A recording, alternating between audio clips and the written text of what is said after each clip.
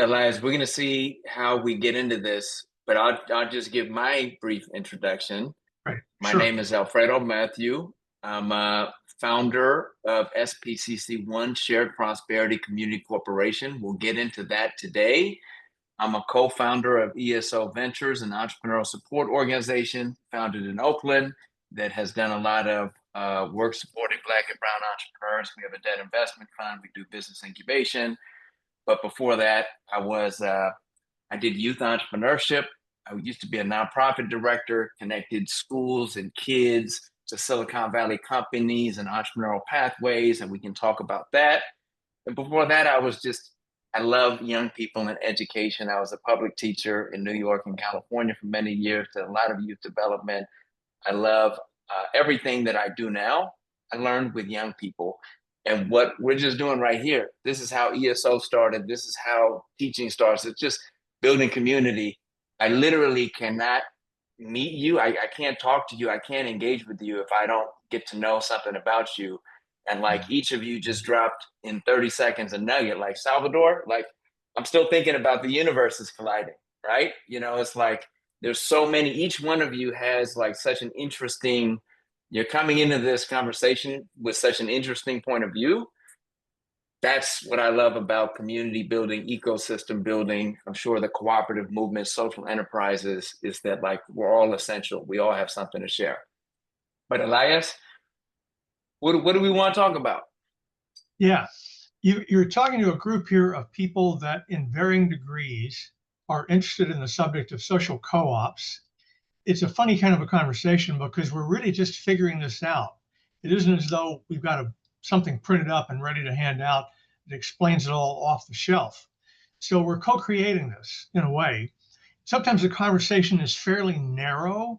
We're talking about what public policies would enable social co-ops. Sometimes we go wide. Today we're going wide. And one of the reasons I was excited about having you come into this is that you're talking about a very critical piece of the puzzle here, which is the idea that if social co-ops are ecosystems, as opposed to just a standalone business, as they typically are in Italy, ecosystems, what does that mean? How would we create a whole new generation of childcare businesses that are connected, that are wrapped around with services, with technical assistance, maybe with shared back-end services and so on. And what I'm describing, I recognize, is very close to the model that you have been building, sort of beyond social co-ops, just smaller solidarity-minded enterprises in general. But you are already down this road quite a ways. And I thought we would learn a lot to hear you explain a little bit about your journey with that, the issues you see with it, and maybe finally, your thoughts on kind of how the social co-op conversation could fit into that. Does that sound okay? Fantastic. And I forgot to share what I'm reading or listening to. And I will share, I listened to Elias's podcast, the Lost Profits podcast. I only met Elias about a month or so ago, but I listened to a podcast. I never listened to a 2-hour podcast. I listened to a 2-hour podcast and I loved it because it was about this book, Ivan Illich, Deschooling Society. This is my tattered copy. And this is a lead in to what we're going to talk about. Ivan Illich, if you know about him, he was this guy who, a radical Catholic thinker who was very revolutionary in his thinking, and he thought that our modern institutions were too monolithic. They were too big. They were basically crowding out like the human spirit. And he wanted us to like disestablish schools, disestablish hospitals, like these big giant companies, these big giant institutions were not creating space for us to breathe and to be creative. And I've kind of felt that my whole life. I think I did not enjoy school. I hated school, and I became a teacher. And I thought that from within teaching, I could change education. I could not change education. It was very hard to kind of be in this big giant bureaucracy and just not feel like I could change things. But when I got into entrepreneurship, I said, oh my God, I have creativity and flexibility. And I've just been on a journey for the last 10 or 12 years, after more or less almost 20 years in youth development and education, I want to learn how wealth is created. I want to learn about corporate structure. I want to learn about finance. I want to learn about business ownership. I want to learn about assets, because I knew nothing about the business side of business. I understand the social side of business. I understand community. But for me, and maybe Alyssa, you're shaking your head because you're in philanthropy, it's like community and capital. Like, I want to understand how we bridge community and capital. And the work that I've been focused on is, because community and capital go a lot with the economy and democracy. And so why I'm doing the work I'm doing and how I'm doing it is because I'm really concerned about democracy.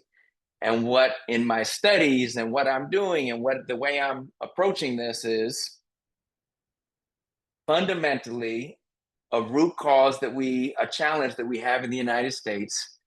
We are the most successful capitalistic country, obviously, in the world, right? We've got 1/4 of all the wealth on the planet. We have an economic engine that tremendous. China also has an incredible economic engine. China and the United States, the two economic engines of the world. One is obviously not democratic. One is, but our democracy is very fragile. And why I believe it's really fragile is because we don't have enough ownership. So I'm actually got into small business and I got into entrepreneurial ecosystem building because I want to get back to what Ivan Illich was talking about, which is where everyone has agency, everyone has a voice, everyone gets to participate. And what I fundamentally believe is that if you don't own assets, you really don't have a voice in governing.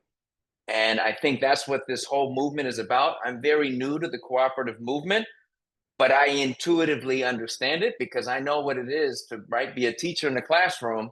If it's all me all the time, that's not a real community. That's not going to be successful. But if I could build relationships with young people, if I can get them to feel ownership, we're co-creating a learning experience, and it's much more authentic, it's much deeper, it's lifelong. And that's the way I approach entrepreneurial support. That's the way I approach entrepreneurial ecosystem building. And what I'm working on now, I'm working on it because I was very frustrated with our approach to supporting small businesses. I've been supporting small businesses. I've been kind of encouraging people to start businesses. I've been showing people how to start businesses. And what I see from the businesses that I've helped to start in my own business, I see us all hitting ceilings and walls. And one of the biggest ceilings and walls that a business hits is, there's basically, John Maxwell says, leadership is the lid. The founder can be the lid of a business.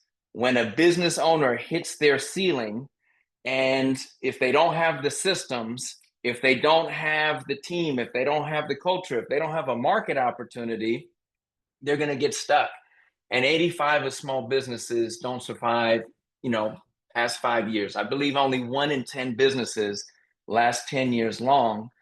But what I've learned from being a business owner, I've now started multiple businesses, is it's not about starting a business. It's not about having a child. It's about seeing that child grow up and mature and have a life without you. And a business needs to grow beyond the work of the founder. If a business is just a founder, you are self-employed.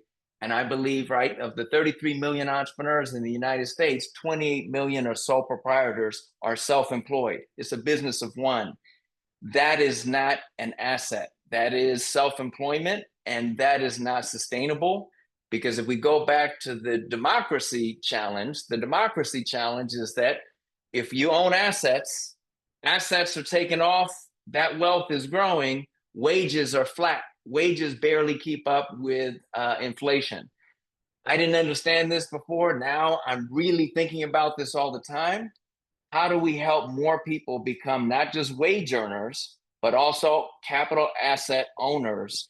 Because that's how more people broader have an ownership stake in society. And that's how I believe we can get out of some of the mess that we're in, where it just feels like is scarcity, haves and have-nots, and these other things. But I am very interested in how small businesses, instead of being a business of one and operating and trying to do it all yourself, because I work with these entrepreneurs all the time, and people are hitting their ceilings and they're borrowing money and the business is not taking off.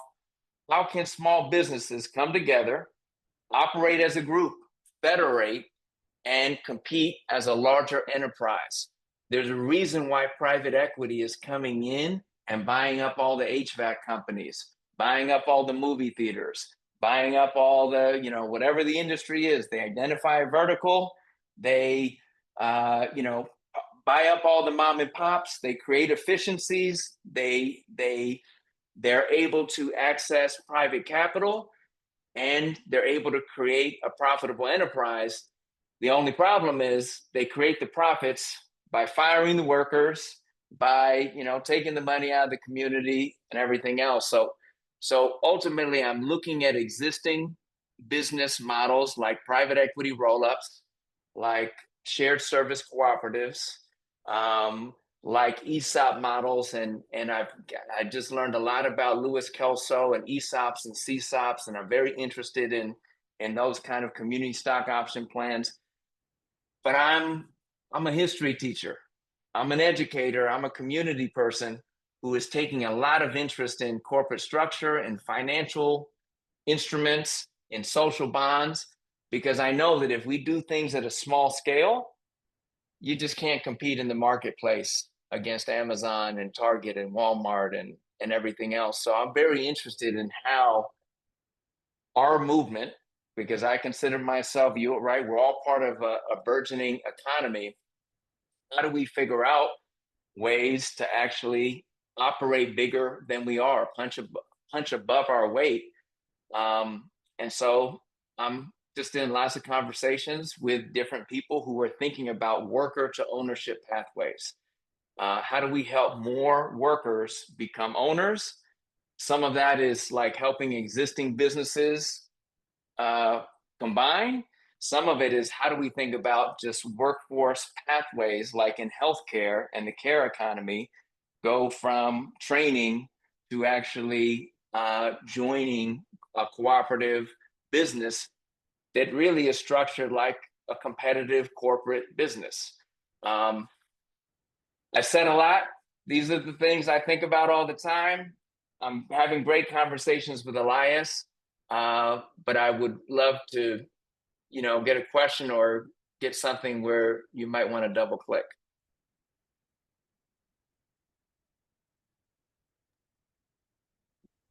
Elias, help guide us here. Sure. Because I don't know if what I'm sharing lands or what we want to talk about. Oh yeah, you're singing our song. Maybe as somebody's formulating a question, how about this? You've got a range of projects you're working on. I wondered if you might mention, just briefly describe a couple of them to give us kind of a taste for the kind of work you like to do. The work in Oakland and the other projects, maybe there's more than one other you want to add, that just to give us an idea of kind of what you're doing on the ground. That would be very cool. So SPCC1 started about 16, 18 months ago. I transitioned out of the day-to-day operations of ESO Ventures. I did the business development and the strategic partnerships for ESO.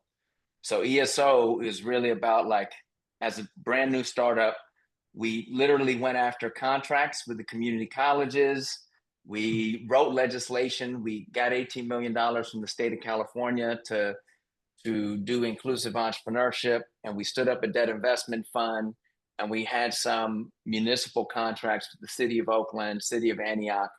And this was during the pandemic, when there was an actual interest in small businesses and supporting small businesses. I have since seen that support literally disappear. When 2023, as inflation started to go up, the money started to disappear. And I knew, and then there was the backlash against the racial reckoning. And you remember how the language started to shift in 2023, 2024, it was all right, now boom, boom. And then 2025, I mean, this has just been like, you're not allowed to talk about race and federal contract. I was going to focus on how do we access federal contracts. How do we help small businesses operate as groups in the green economy to go after this GGRF funding? And I was working with a bunch of different groups, the Green Landing Institute and some different folks, and that whole work just kind of disappeared. But what I love about entrepreneurship is just this beginner's mind. You have to be flexible, you have to be adaptable. And so I went into the year thinking, oh, we're going to focus on the green economy. We're not really focused on the green economy because that whole thing has shifted. But I have a few different clients. I guess I do design sprints and consulting with groups. So I'm working with Oakstop in Oakland. I'm working with New Joaquin CDC in Stockton. Those are both corridor revitalization plays, local groups that really want to figure out how, some of this, we got to figure out like a land trust approach, because the rents, it just doesn't pencil out, right? The economics don't pencil out in some of these business corridors. I've done a lot of work with CoBiz Richmond in Richmond, but all of these corridors are all struggling. They're all underwater. They're all taking on debt, and a market-based approach just does not pencil out. And so that is like one slice of work that I'm doing, just working with some groups trying to think about how can CoBiz shift from a single owner business into a community owned enterprise. And Oakstop is it's a co-working incubator space in Oakland. They have about 60,000 square feet, but their business model, it doesn't work. It doesn't work, and there is not a real community ownership lens. So I'm helping the founder stop just thinking about you as a founder, but how do we think about this as the tenants owning the building and being a part of this? And that is like very complicated work because no one knows how to do it. And the city of Oakland and there is not a strategy, and everyone is reeling because the federal money is gone, and now local communities, city, state, region have to figure out how they're going to support their businesses without support from the federal government. So I say all that to say that this presents a challenge, but also an incredible opportunity because people are going to listen to new ideas. And I think that in Oakland, there's an appetite for new ideas. Another project that I'm working on, which is a new one, but I'm looking for the right vertical to test this community corporation model in, and healthcare is a promising vertical. I'm starting to work with Futuro Health, who is they were funded originally by Kaiser to create short-term certificates in the care economy. And so Futuro Health has trained about 10,000 workers, medical assistants, peer educators, healthcare, home healthcare aides, et cetera. But the challenge that in the care economy that they lifted up was that, people are getting trained, they're working, and they can't afford to live in the Bay Area. They can't afford to live in California. The care economy just the wages don't pay enough. And we are also facing a significant decline in Medicaid and Medicare funding. So when as those federal reimbursement payments lower, we're going to have a tremendous gap in home health care and in the care economy and in worker shortages. And where the industry is trending is very expensive for people to go to emergency rooms and to go to large institutions, right? And where the industry needs to go, where healthcare needs to go, is it needs to go back to home. And so it's very expensive to do things at Kaiser and to do things in these institutional settings. It's much more affordable to have care closer to home, but we're going to have to do it with less money. We need better healthcare outcomes at less cost. And so the conversation with Futuro Health, and now I'm in another conversation with Puerto Rico, Platform for Social Impact in Puerto Rico, which is an amazing group led by Eduardo Carrera, who got 30 or 40 million from the EDA Recompete grant. They're taking like a place-based approach in San Juan to really think about a vulnerable community in Puerto Rico. One of their first focuses is on the care economy. It's on child care and elder care. 1 out of 4 people in Puerto Rico is over 65 years old. And Puerto Rico, they don't have the same Medicare benefits that the mainland has. And so there is not as much reimbursement money. And so a lot of people are not in the workforce. They're home taking care of their parents, taking care of their kids. They're not in the workforce, and they're on cupones. They're on welfare. And that is not sustainable long term. And Puerto Rico has a lot of debt, it has a lot of challenges. It also has it has outbound migration, people coming to the US to work, low wage jobs, and it has inbound migration of crypto billionaires and all these folks coming because there's Act 60, there's this tax benefit where you pay 0% capital gains tax if you move to Puerto Rico and you live there half the year. So I was like, oh my God, Puerto Rico has influx of millionaires and an outflow of, families and people who can't work, working age. And so literally, I network, I find people. Futuro Health, Vantan Quinlavan is an awesome leader who's really thinking systemically about healthcare, and she's open to thinking through a worker to owner pathway. If anyone is in the care economy, I would love to talk with you because we're doing an engagement to talk with a lot of people because we need to figure out what are the best models that exist and how do we improve them. And what we're really trying to figure out is there a way that small social groups, small groups of providers can come together with a very professional shared service backbone so that the provider is literally providing the care, but there is a community corporation, which they're a part of, which they own shares of. Because I believe, right, the workers need to be vetted, they need to buy in, but they should not just be earning their income, they also need to be owning shares, receiving potential dividends and distributions from the company and the platform that they're working for. And it needs to be big enough that it can contract with a Kaiser, it can contract with the county, it can contract with folks, because the only way to make this viable is if there's an actual business model and you can improve the reimbursements, you can improve the funding streams from the state, and we have access to some people who really understand funding at the state level, because states are going to have to figure out how to create a market for small mom and pop care providers. And so that's the kind of stuff that I work on and I think about. And I also am brand new to working on this and thinking about this. So I'm looking to meet people like you who might have a piece of the puzzle that I don't have.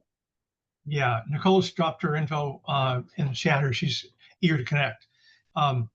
If anybody's got a question, jump in. I've got something I want to throw out there for Alfredo's comment. If you don't, anybody? Funding and the local economy. Just a couple things.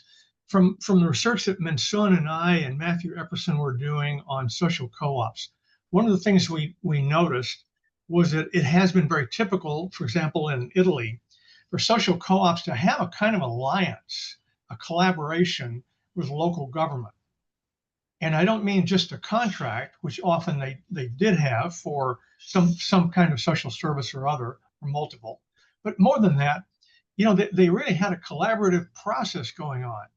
Sometimes someone from local government would literally be on the board of a co-op, and so in Quebec, there's a similar kind of thought that at the local level, although we're usually so wary of government, it is really only at the local level that you've got a face-to-face, relationship possible that you can cultivate with a city council person or maybe even the mayor if you're in a small place.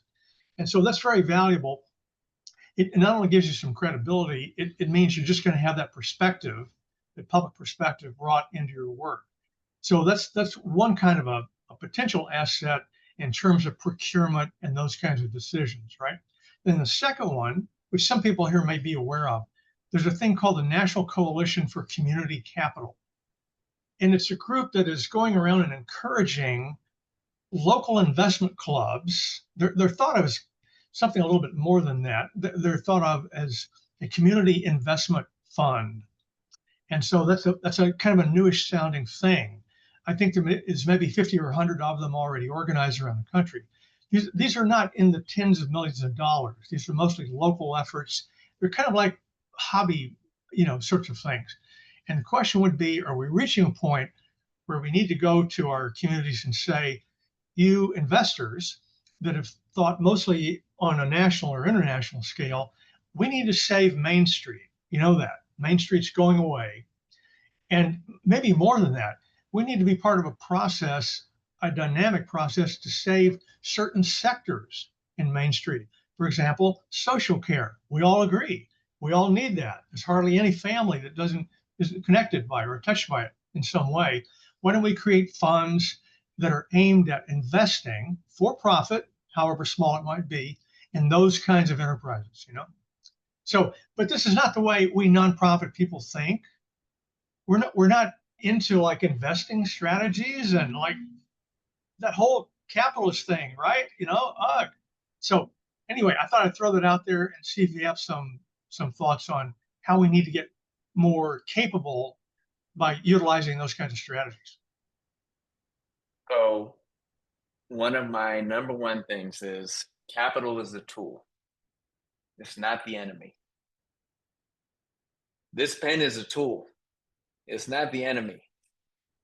The pen can kill you or it can save your life. Capital is a tool. And I know as an educator and as coming from the community social side, I had a problem with money. I thought corporate structure. I don't like corporations. I don't like corporate structure. Oh my! Do you know how helpful corporate structure is? Do you know how important? If you don't structure things right, there is no container for wealth and money. And there's nothing wrong with stewarding wealth. There's nothing wrong with that. In fact, we need more people with values and who care about other people to be stewarding resources. But the container of the resources is incredibly important. When we set up ESO Ventures, we didn't set it up the right way. And when we got $18 million from the state, we almost had to pay taxes on that $18 million. Can you imagine the state of California giving us $18 million to deploy money into community, and then the federal government taxing 20 to 30% of that revenue? Because we didn't have the right corporate structure set up and we didn't have the right thing. So setting up corporate structure is incredibly important, and doing things in tax efficient ways is incredibly important, right? If you're a 501c3, yeah, you don't think about that. But I would say anyone who, right, you have a 501c3, great, but what is your for-profit entity? Because if you don't have a for-profit entity, you're not building assets that you own. And the people, right? So I encourage build assets, build wealth, and think about how you mission lock wealth or how you mission lock companies. There's ways that, right, you can design things. But the question was about last mile capital access. That's why we wrote the California Entrepreneurship Capital in the Community Act. And the only reason it got passed is because California had a $90 billion surplus for 2 years in a row, in 2021 and 2022. We're not going to have a surplus like that for a long time. But there was a window we got through, and we created a community wealth fund. It is not owned by the community. We're 3 beneficial owners. Boom, boom, boom. We're another example of an entity that got public money, and we're deploying. We've deployed $7 million to 150 businesses. We've incubated over 700 businesses over the last 4 years. 70% of the businesses that have gotten capital from us, they're the first time they've ever gotten capital. They've been building their businesses on their credit cards. Many are women. I think Black women is the #1 group that we've invested in. And I know from managing a debt investment fund that's $12 million, it's not ultimately sustainable or viable. And that is the challenge with community investment funds that are small. And that is the challenge with last mile capital. We deploy capital between $5,000 and $100,000 between 0 and 7% of interest. Market-based capital is 11 to 15%. So I've gotten capital as a small business owner from QuickBooks, from PayPal. They take it right out of my bank account. It's, 12%. That is the market rate. When you go below market rate, you're not able to cover the spread you're not able to fund the operations of the fund and the business off of the interest rates.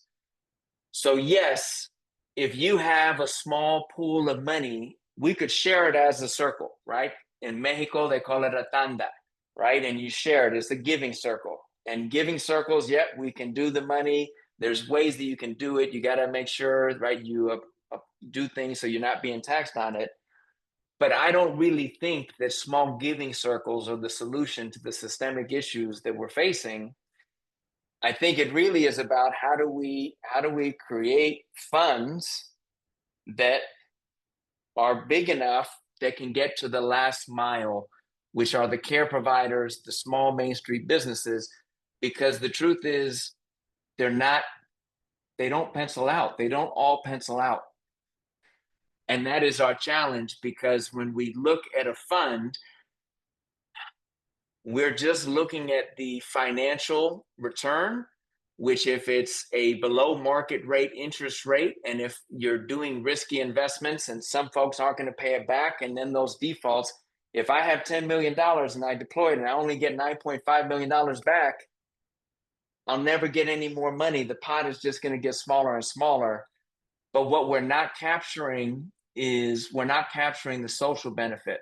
We're not capturing, by investing into small businesses, by investing into Main Street corridors, East Main Street in downtown Stockton, McDonald Boulevard in Richmond, Broadway in Oakland. If you're not investing in these corridors, what does the city lose when it loses its vitality? And you multiply that times 1,000. So, and this is something where we as a movement, how do we capture the value, the social value, the community value that is generated from investing in small businesses and investing in the last mile? I don't have the answer to that. When it comes to the care economy, though, there's an opportunity to show the state and show Kaiser and show insurance providers, instead of having folks go to emergency rooms, what if we did more preventative care? What if we had care closer to home?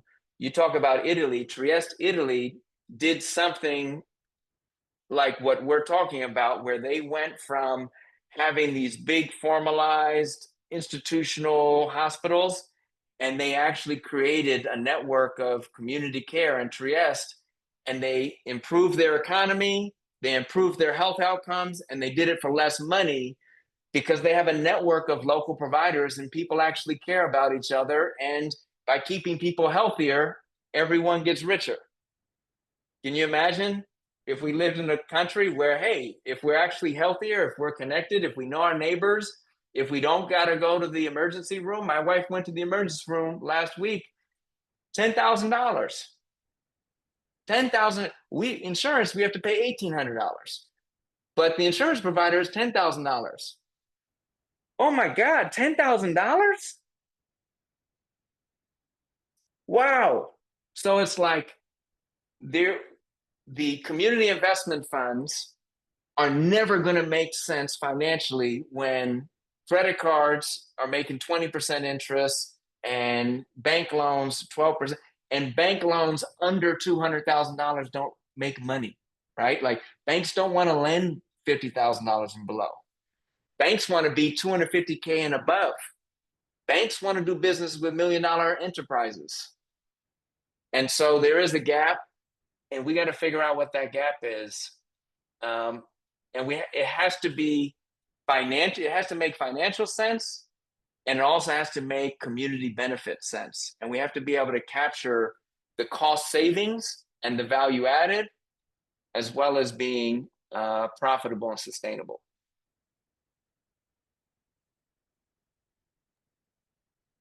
Questions? Who wants to jump in here? Well, wait. I'm seeing something in the chat. Yeah. I haven't looked at anything. You want to pull something out of the chat? Let's see what we got. Do we have a question? We got some great comments. Well, let's see. Nicole wants to connect on a project in Oregon. If you want, Nicole, you want to say something about what that is? I'd love to know if you're there.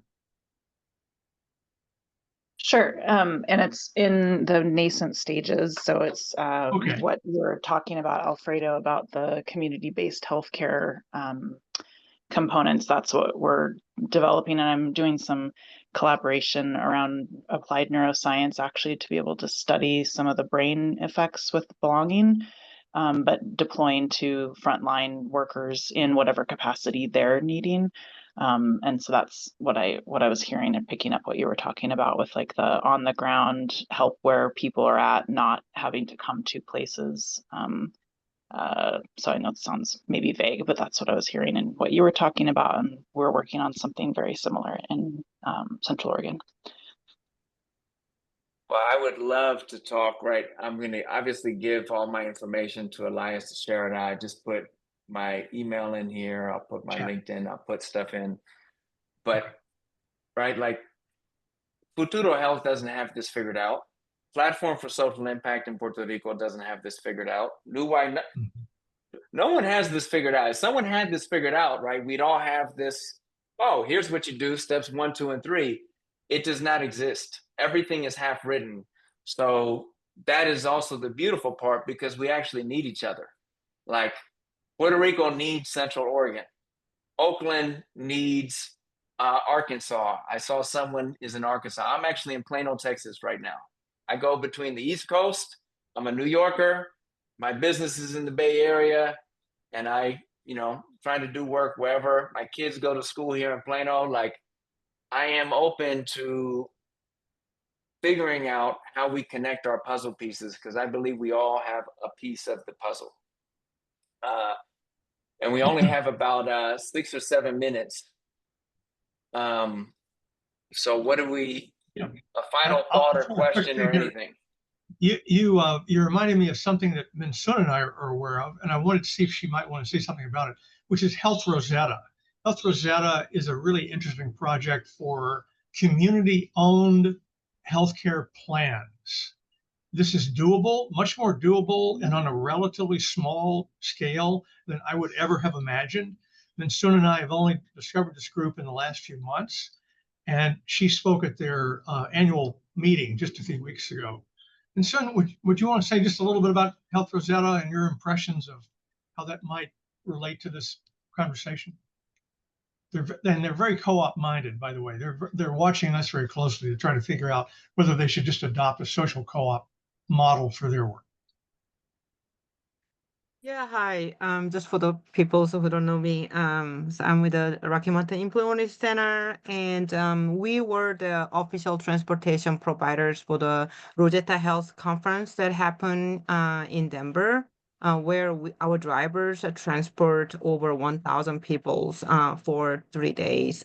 It was a moment when I felt, wow, this is growing. Of course, I had no idea that this kind of really grassroots healthcare, planning groups are coming together to say those are the nurses, those are the physicians and doctors and, insurance companies coming together to create a different kind of alternatives. So I was very, very surprised, number one, to see the volume of the number. Rosetta Health Conference happens, I think, every year or every other year. And last time it was over 250. This time over 1,000 people showed up. So this means that actually we are going through the crisis here in terms of really taking care of our families, and healthcare system does not work. So again, we all have come with our own agendas and topics that we care deeply about. And Rosetta Health is one of the sort of the growing movements, that can happen and that can be spread out everywhere in the United States. So I was very, very inspired by a lot of speeches and a talk happening for 3 days. So. Yeah, it's an amazing model, Alfredo. I recommend you take a look at these guys. Their CEO, Dave Chase, is a dynamic thinker and has written a great book on localizing healthcare. And he's pretty radical. So anyway, I think you would like that. I'm excited. Okay, and Minsoon, I would just say, I've only learned about your work and the Rocky Mountain, this group, through Elias, but I'm excited to learn more about your work because I've heard that you're doing amazing things with your driver cooperative. And I was following the driver cooperative that was happening in New York. I forgot Eric Foreman, I think. Yeah. So I was like, I mean, that is a really important, it's an important industry to be involved with. So happy to learn more, Elias, if you can connect us at some point. You bet. All right. Anybody else? By the way, Mission, we should just wave the flag a little bit here. Drivers Co-op Colorado now has, am I correct, approximately 1,000 drivers? 1,000 members of a co-op? What? Yeah, actually, we do need we have a more onboarding right now, and actually 1,000 drivers are not enough. Actually, in order for us to have a really successful rideshare industry, we do need about 5,000 and 3,000 at least. So again, yes, it's an ongoing effort, right? How we are going to actually organize the drivers, not only to help them actually make a more incomes because they are actually taking 80% of the fare. So during that actually Rosetta Health conference, I cannot tell you how hopeful our drivers were. They were literally texting me that with Uber, we only get paid a $13. With our cooperative, we get $40. So this is how different it is. So again, the momentum is here, but the real task for us is that how we are going to actually educate those drivers about also being part of the co-op. So we actually focus on having everybody take the orientations. When I said 1,000 members, that means 1,000 members actually have taken an orientations that actually talks about the cooperative principles. Those people are the people who actually care and who are everywhere to market about their company. So I do see the very importance of providing continuing educations, but whether that is about the cooperative, why we are doing this stuff. So we have a meeting today with a lot of driver leaders at 2 p.m. To talk about how we're gonna market ourselves. But one of the big puzzle for us is how we as a sort of the grassroots organizations can really tap into supporting other locally owned businesses so that we just came up with this a lot of different phrases and local drive, local ride, local economy. It's like a lot of sort of the trying to focusing on how important it is for us to really strengthen and create the system to support each other. So I think, again, we can actually undermine the power of a local businesses. But when actually there is a crisis, these are the local businesses that can actually stick together with the other local businesses to survive. So we really appreciate all the support coming from other small local businesses. So we have a lot of contract happening, not only with the nonprofit, but also with the other nonprofit and also local business as well. So we are really, really realizing how we can actually create a stronger local economy right here, so that global companies such as Ubers and Rides cannot have a space in the local economy. So that is in my agony right now. It's like, how can we create that alliance? Cool. Great stuff. I just had a quick point here about Drivers Co-op. It looks like a taxi company. It's not a taxi company. It's a social co-op in which mostly immigrant drivers are getting more and more involved in wraparound services while serving not only the public, but also special needs riders. So there are all kinds of dimensions to this that are really very interesting. And then finally, Minsun's working on getting a building downtown where she can create real solidarity among the drivers, because they're going to be meeting up like the old labor unions used to do, right? You meet in person, you talk about it, you help each other, you build, all that social capital. So that's where this is going. And I think it's just a stellar project, and it's just taken off like a racehorse, Just I one gotta thing. go Um, as well. Okay. But you can Just know, a- but Minsun, you have the final word. Oh, no. That's yeah. So yeah, there are a lot of different projects happening, but thank you so much, and really great to meet you, Alfredo. Yeah. Thanks, Alfredo. This has been great. Thank you all. Nice to meet everybody. Keep it going. I'll check you guys out. Take care. Be in touch. Thanks a lot. Take care. Bye, y'all. You.